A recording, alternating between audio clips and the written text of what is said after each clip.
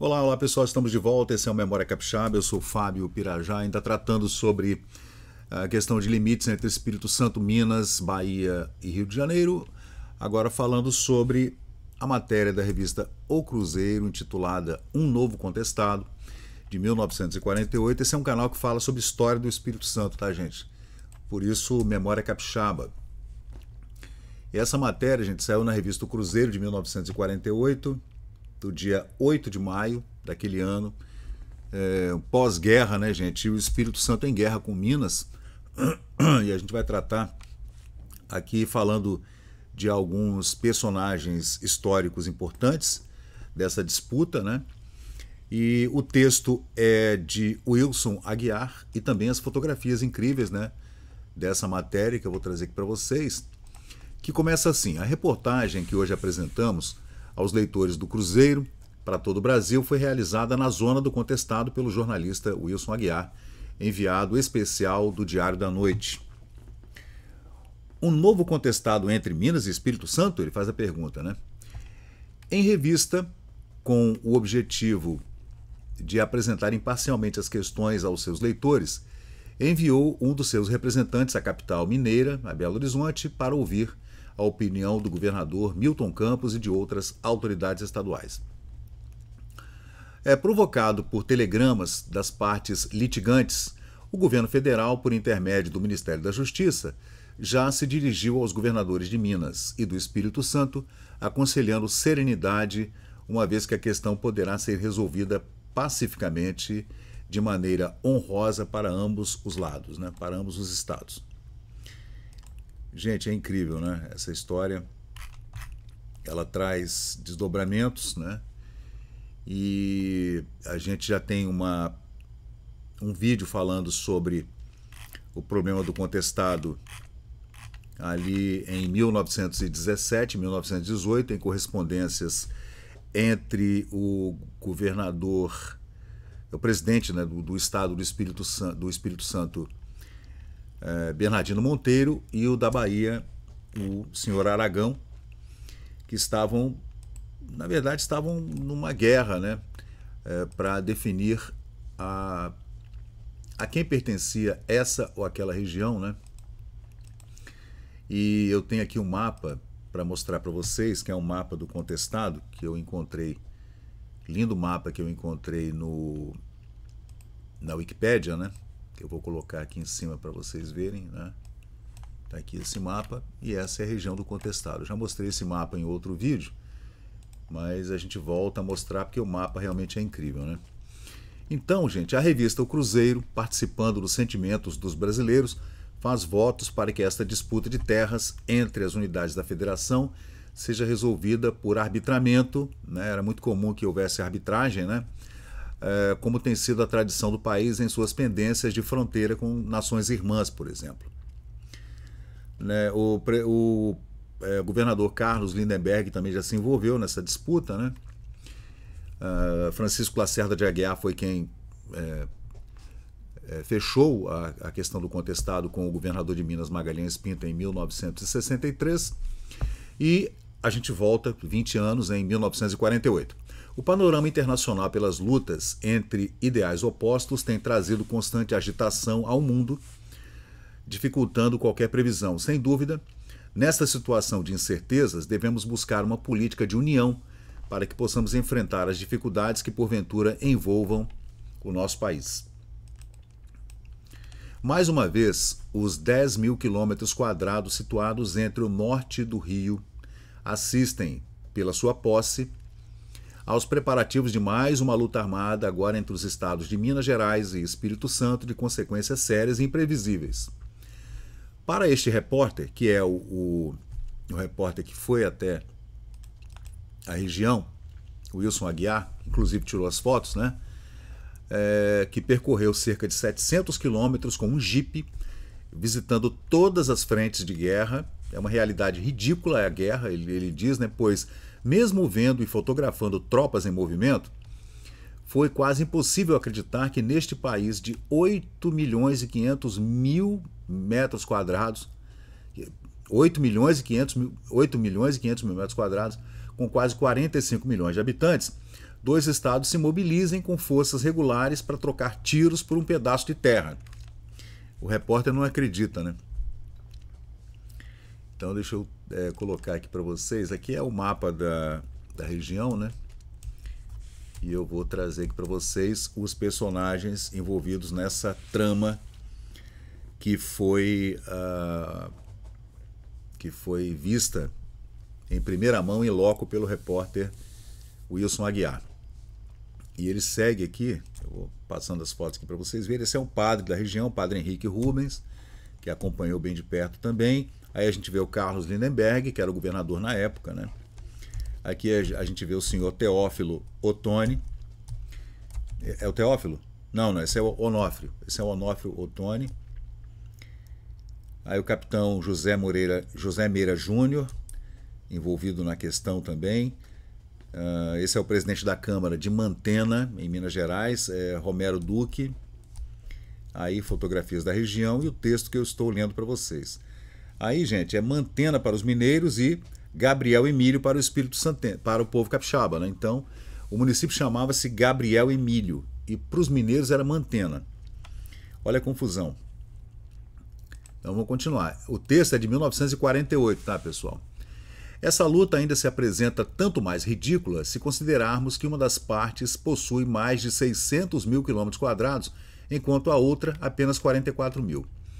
A zona do contestado é uma verdadeira terra de ninguém. Tanto Minas Gerais, inspirada pelo senhor José Fernandes Filho, prefeito de Mantena, e autor de uma linha limítrofe que leva seu nome, com a qual pretendia transferir a sua localização, a localização da Serra dos Aimorés, quanto o Espírito Santo, baseado no laudo arbitral do Serviço Geográfico do Exército, consideram-se com jurisdição na área contestada, litigiosa, né?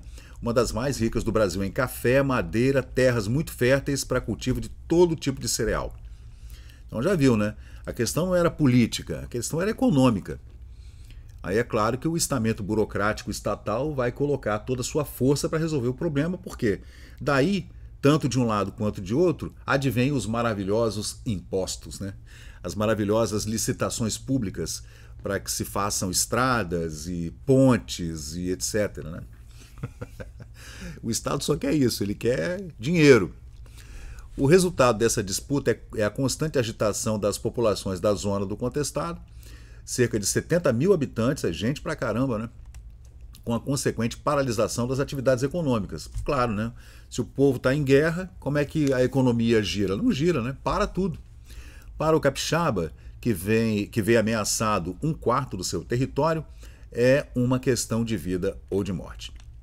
Apesar dessa pendência entre Minas e Espírito Santo datar de mais de um século, muito mais de um século, né? Ela foi ativada em 1945 e reativada no momento, em 1948, pela ambição do prefeito de Mantena, o senhor José Fernandes Filho, julgo Fernandinho, que ao tomar conhecimento do laudo arbitral do Serviço Geográfico do Exército, feito pelo Estado do Espírito Santo, traçou o mapa, o Fernandinho pegou o mapa, pegou um lápis e falou: é aqui a divisão dos municípios, e ponto final.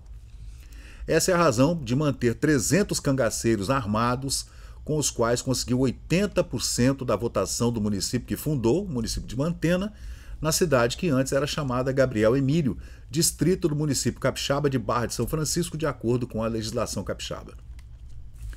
O governo mineiro, desde a interventoria do senhor Benedito Valadares, lembrando que nos anos 1930, Getúlio Vargas, dando o golpe, instituiu no Brasil as interventorias. Não havia mais governadores de estado nem presidentes de estado. Seriam interventores, porque havia o quê? Uma intervenção nacional e depois disso haveria eleições, o que nunca houve, porque Getúlio transformou-se num ditador. Maravilhoso, né, ditador.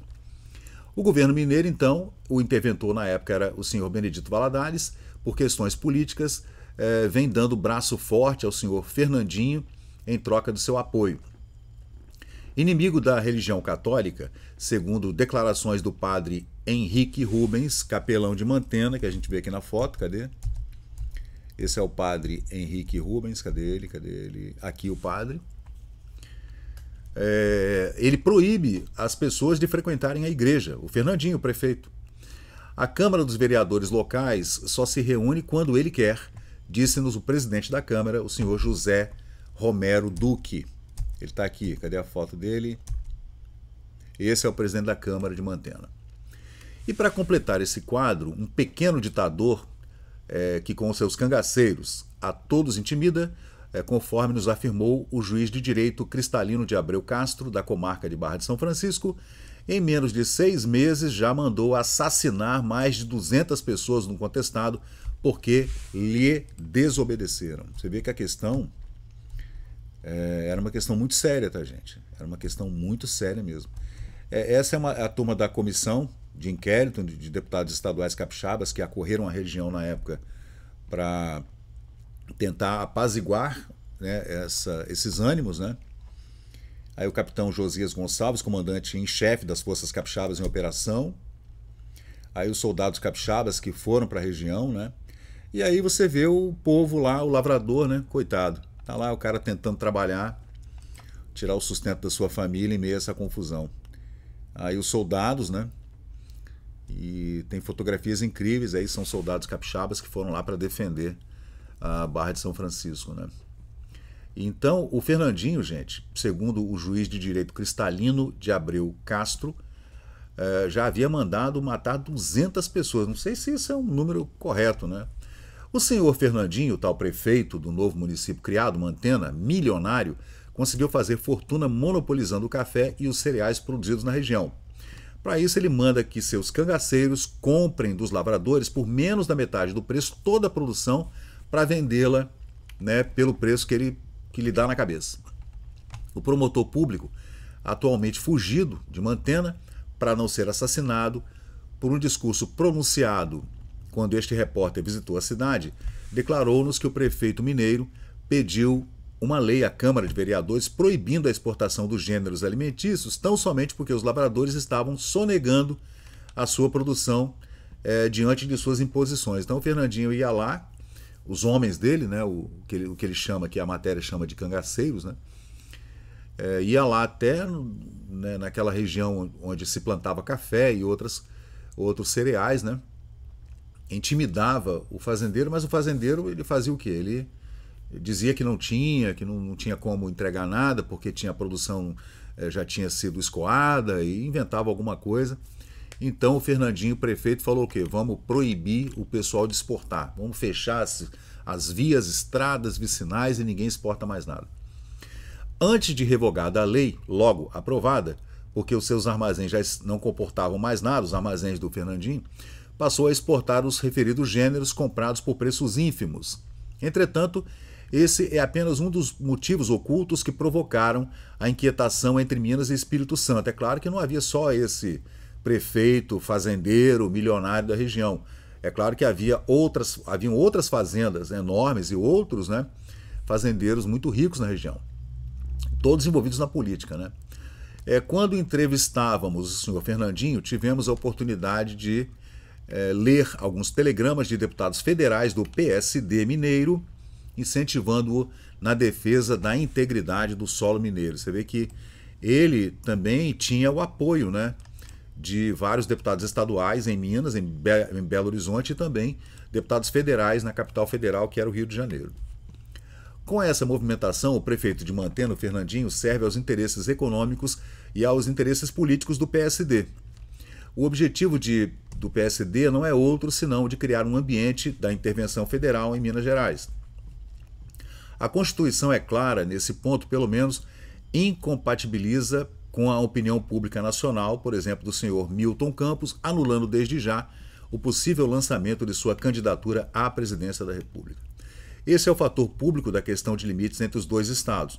Por outro lado, a opinião pessoal do presidente da República, favorável ao laudo arbitral do serviço do Exército, né? Então Getúlio Vargas ele anuía com o Exército, com essas medições. Vou fazer uma busca rápida aqui, porque Getúlio voltou à presidência em 1950, né? E ficou até 54, época do suicídio, né?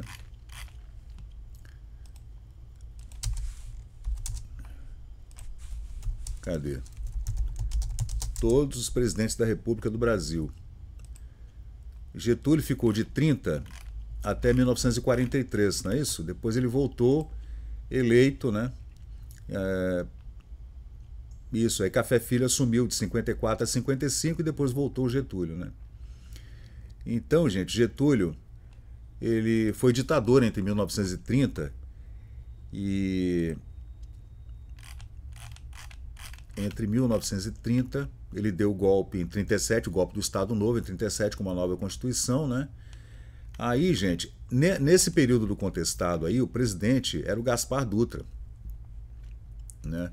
Essa comissão, do qual trata aqui o repórter Walter Aguiar para a revista O Cruzeiro, é um laudo arbitral criado pela Presidência da República através do Serviço de Geografia do Exército, pelo presidente Gaspar Dutra, em 1948, para fazer essa medição tudo de novo, pegar a documentação histórica novamente e fazer novamente toda essa papelada da divisão entre os municípios, entre os estados do Espírito Santo e de Minas Gerais, e o presidente estava concordando com o serviço do Exército, né? Claro, ele era um homem do Exército, né?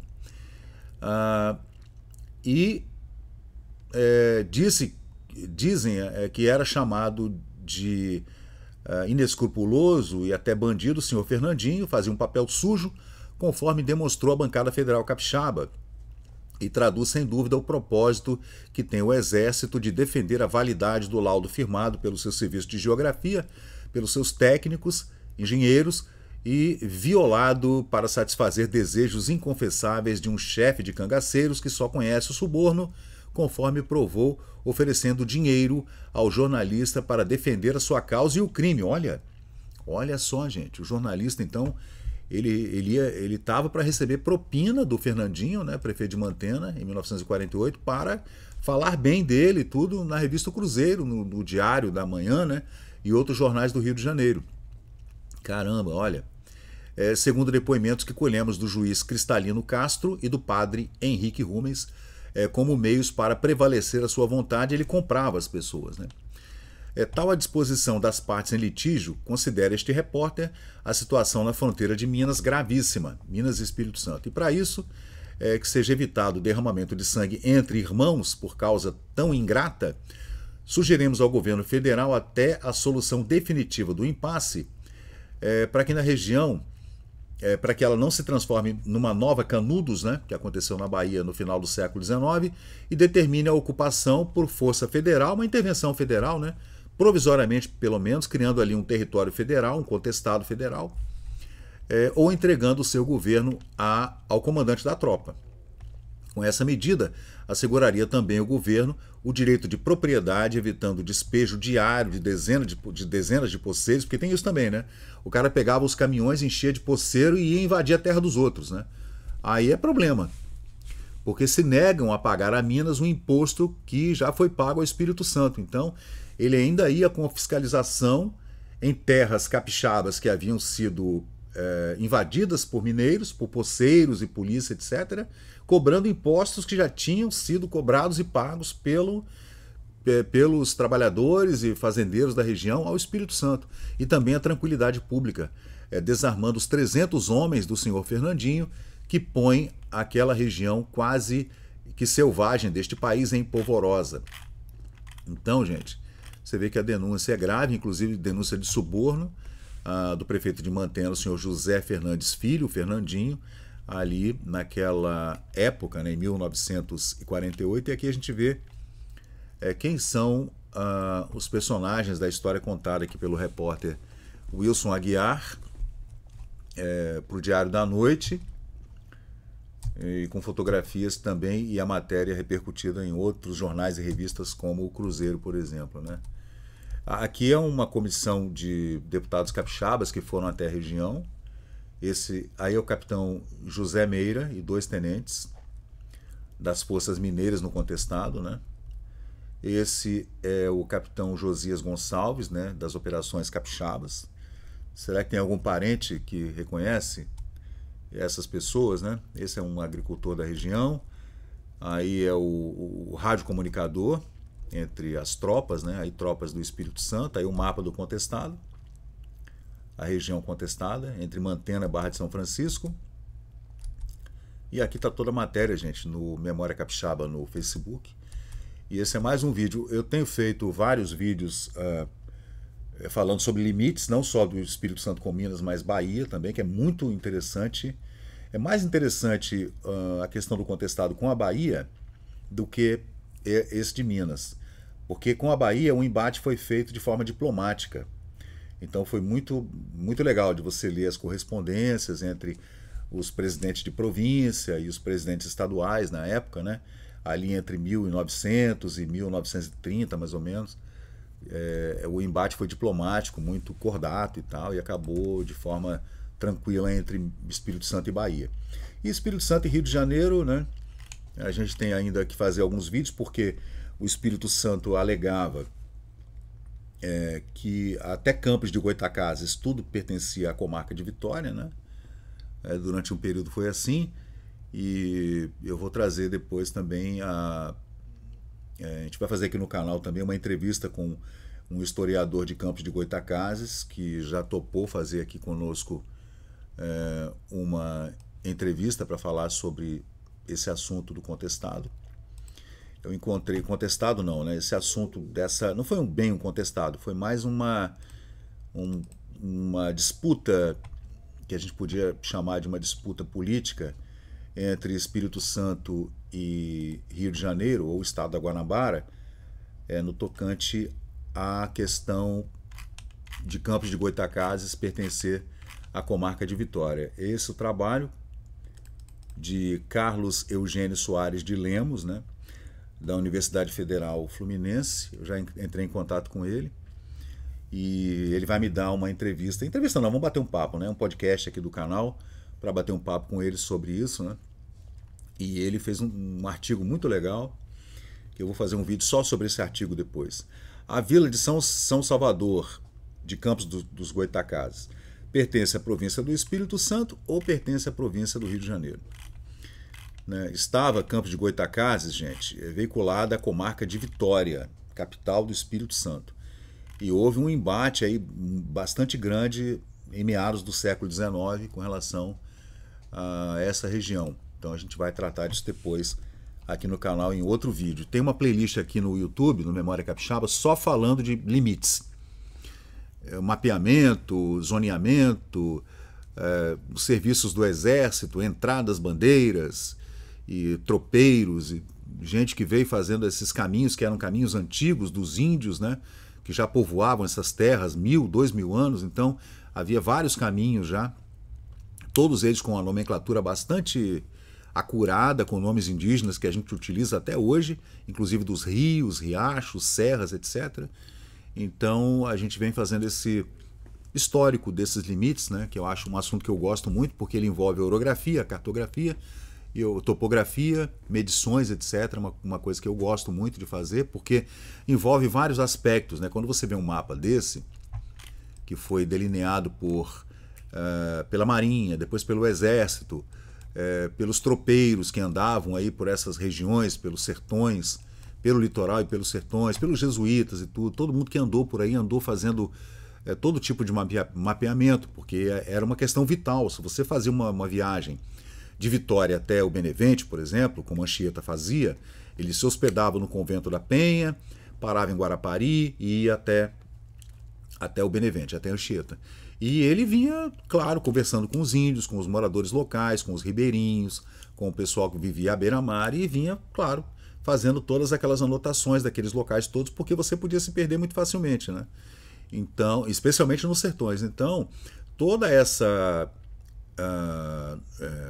informação que foi juntada em 400 anos serviu depois para fazer todos esses mapas incríveis que a gente vê hoje, que estão em várias bibliotecas, tanto estaduais quanto a Biblioteca Nacional, e mais ainda nas bibliotecas internacionais. Tem uma biblioteca da França, por exemplo, que é onde você encontra a Biblioteca Nacional Francesa, a Gálica, onde você encontra mapas incríveis em altíssima resolução, que você amplia, e você vê detalhes incríveis. Não esse, né? Esse não. E você vê detalhes incríveis de toda essa fase em que o Brasil era colônia, capitanias hereditárias, e isso tudo foi sendo mapeado bem devagar. Esse aqui é um desses mapas incríveis, né? Esse aqui, deixa eu ver de que ano que é. Gente, esse mapa é de 1815. Então, você vê que foram mapas feitos durante 300, 400 anos, né? E que dão a ideia exata do que são os limites, né? Especialmente entre rios, os maiores, e serras. Então é isso aí, pessoal. Eu sou o Fábio Pirajá, sou Memória Capixaba. Opa, a gente vai estar sempre aqui discutindo esses assuntos, estudando ao mesmo tempo, né? Eu não sou nenhum especialista, eu sou um pesquisador curioso, né? E a gente só precisa ler para tentar entender e conseguir desvendar alguns mistérios nessa colcha de retalhos da história do Espírito Santo, que existe uma defasagem muito grande no estudo do primeiro e do segundo grau. A gente estuda ali, pelo menos antigamente, estudava ali Domingos Martins, né, o Domingos José Martins, a Revolução Pernambucana, e não estudava mais nada. Ia para a história do Brasil, história antiga, da antiguidade, história medieval, né, história geral, e história do Espírito Santo nada. Então, quem sabe, né, a gente consiga reverter esse quadro e fazer com que especialmente estudantes do primeiro grau, segundo grau, estudem mais a história do nosso estado, que é uma história incrível mesmo. Valeu, pessoal. Muito obrigado e até a próxima. E chegamos ao final de mais um vídeo aqui do Memória Capixaba. E se você curtiu o conteúdo, por favor, deixe seu like, compartilhe aqui o nosso canal e inscreva-se para mais novidades. Até a próxima e muito obrigado por participar aqui do Memória Capixaba.